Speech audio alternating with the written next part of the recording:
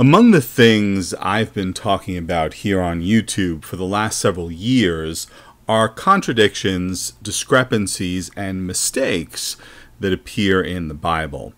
The ultimate targets of these discussions have been 1, the claim that the Bible is inerrant, free from error, and 2, biblical inerrancy's on-again, off-again companion, that is, the literalist approach to biblical texts.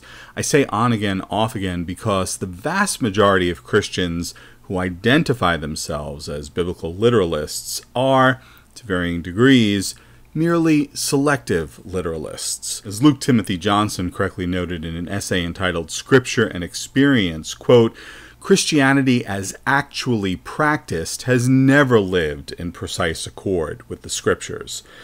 During my own years as a believer, my sense of biblical inerrancy and the degree to which I took the Bible literally was often in flux. Back in late July of this year, I decided to target biblical inerrancy and literalism in a series of short and lighthearted videos entitled Brief Bible Blunders. Perhaps more than any other video or series I've done, Brief Bible Blunders has attracted a lot of attention and responses not only from inerrantists and literalists, but also from Christians who advocate a far more thoughtful and nuanced approach to their scriptures. For example, my new YouTube friend, His Eminence Archbishop Lazar, on the Allsaintsmonastery channel. I'll talk about the responses from Christians who advocate a more thoughtful and nuanced approach to their scriptures in another video. In this video, the subject is responses from inerrantists and literalists. Their responses do a better job than I could ever hope to do of demonstrating how inerrantists and literalists have allowed dogma to short-circuit and supersede reasoning. The most recent inerrantist literalist response to the Brief Bible Blunders series comes from a user called CreationistsWon. The clue is in the name. There is, of course, the entertaining gibberish and invective in the description box alleging, for example, that I engage in, quote, disgusting, typical satanic atheistic behavior at its best, and that I'm, quote, nothing more than a work tool used by Satan. Since he says I'm a work tool used by Satan, I'm thinking the whole at its best thing in this kooky context is actually complimentary of my work. Job well done. In any case, once one gets beyond all that sizzle, one must evaluate the steak CreationistsWon is frying up here. There's a lot I could cover, but in the interest of time, let me focus on one of the clearest examples of the muddle into which inerrancy and literalism lead. CreationistsWon is critical of the third installment of Brief Bible Blunders, in which I show that the Gospel of John differs from its synoptic counterparts as to the day Jesus was crucified. The author of John has Jesus crucified on the day before Passover begins, the preparation day for Passover, before the Passover Seder was eaten, and the synoptic Gospels have Jesus crucified on the first day of Passover, the morning after the Passover Seder. They disagree. Not the end of the world. In, quote, debunking this, CreationistsWon makes the following claim in his video. Quote, Jesus was killed on the day the Passover lambs were slaughtered, just before the actual Passover meal. Soak that in for a second. Jesus was killed on the day the Passover lambs were slaughtered, just before the actual Passover meal. Of course, this is where the author of John places the crucifixion. But John is alone in this. All one has to do is open the New Testament and read. And on the first day of the unleavened bread, when the Passover lamb was being sacrificed, Jesus' disciples said to him, "Where do you want us to go to prepare for you to eat the Passover?" Then came the first day of unleavened bread, on which the Passover lamb had to be sacrificed. And Jesus sent Peter and John, saying, "Go and prepare the Passover for us, that we may eat it." So, on the day when the Passover lambs were being killed, before the Passover meal was eaten, The day Creationists won and the Gospel of John say Jesus was crucified, Mark and Luke depict Jesus walking around with his disciples, giving them instructions on preparation for the Passover. Jesus is nowhere near a Roman cross, much less nailed to one. Several times I asked CreationistsWon why he said Jesus was crucified on a day that Mark and Luke have Jesus walking around with his disciples getting ready for Passover. He deleted those comments and never gave an answer. Why? Because there is no answer that comports with biblical inerrancy and literalism.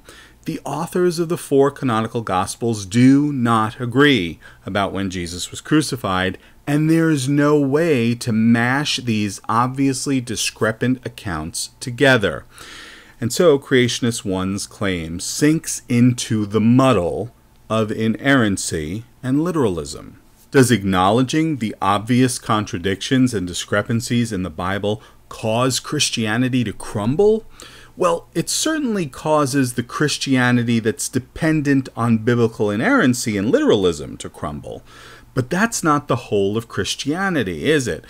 There are and have been many Christians who, as Christians, acknowledge the many and obvious contradictions, discrepancies, and mistakes in their scriptures. For example, the Christians on the Livingthequestions channel here on YouTube acknowledge and aren't threatened at all by biblical contradictions and discrepancies. Now, don't get me wrong. I think the Genesis stories of creation are profoundly true, but I think they're profoundly true as metaphorical narratives, as symbolic narratives, not as reports of how it really happened. In Genesis 1, the rhythmic unfolding of creation is a step-by-step counter-response to the theology of their captors.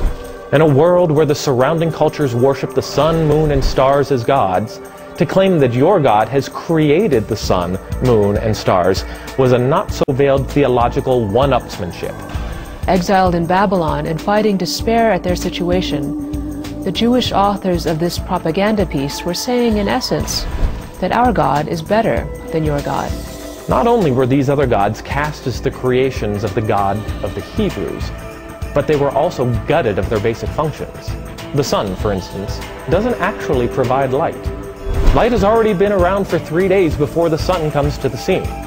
This, of course, also throws a wrench into the literal interpretation of 24-hour days. We've already had 3 days pass, and the sun hasn't even been created yet. Another one of the clear conflicts between the 2 Genesis stories is in the creation of human beings. In Genesis 1, human beings are created male and female at the same time. The story of woman being created from man, with all of its patriarchal implications, is a story element used in Genesis 2. Genesis chapter 1, it's marvelous poetry. When in the beginning God created the heaven and the earth was without form and void. And then we start getting, and on day 1 and day 2, and it was good, and it was good. And it's all very clean, and it's very neat. And you get the animals, and then you get male and female created he, him. Male and female created he, them. Man and woman together. Told to be fruitful and multiply. Splendid. Then you get to Genesis 2 and Genesis 3, and it gets a little bit more messy. Suddenly you find out, here's the human being created, but the animals are created later. And then Eve, the woman, is created even after the animals. What's going on here? We seem to have a discrepancy. The names of God are different. The style is different. The cadence is different. In effect, we've got 2 creation narratives. Is this a problem? Well, it's only a problem if you think there has to be only one creation narrative, if the world can be imaged only in one way. So the questions I want to ask inerrantists and literalists are, 1, why are you so deeply vexed by the fact that your scriptures contain errors, contradictions, and discrepancies to the point that you'll embrace claims not supported by the Bible rather than acknowledge its flaws? And 2, what do you make of your fellow Christians who reject inerrancy and literalism? I'd greatly appreciate some feedback from inerrantists and literalists on this. But as always, I'm interested in hearing from everybody, regardless of position. Video responses, text comments, whatever. Help me to see what this is all about, please. Thanks a lot.